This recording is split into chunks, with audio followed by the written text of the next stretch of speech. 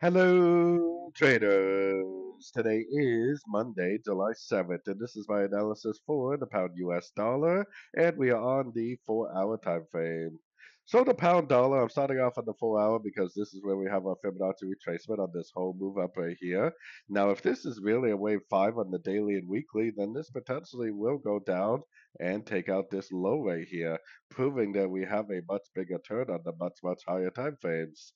But we don't know that that's what's going to happen right now. The only thing that we know for sure is that this wave right here is complete. We possibly could end up bouncing off any one of these Fibonacci levels and continuing the uptrend a little bit later on this week. So definitely be aware of that. Going down to the 1 hour time frame because of the 4 hour time frame, I definitely would be recommending shorts right now. But just keep an eye on those Fibonacci retracement levels. I mean, if it goes down to a fib level, break structure back to the upside, you may want to consider getting out of your shorts and you may want to even consider going back long.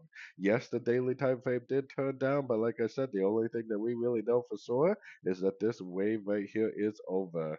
This potentially could be just a pullback to the last impulsive wave up on the higher time frames. So, anyways, don't forget to check out my free Discord channel, linked down here in the corner. Take a look at my website, fxpipcollector.com. And as always, thank you for watching and happy trading.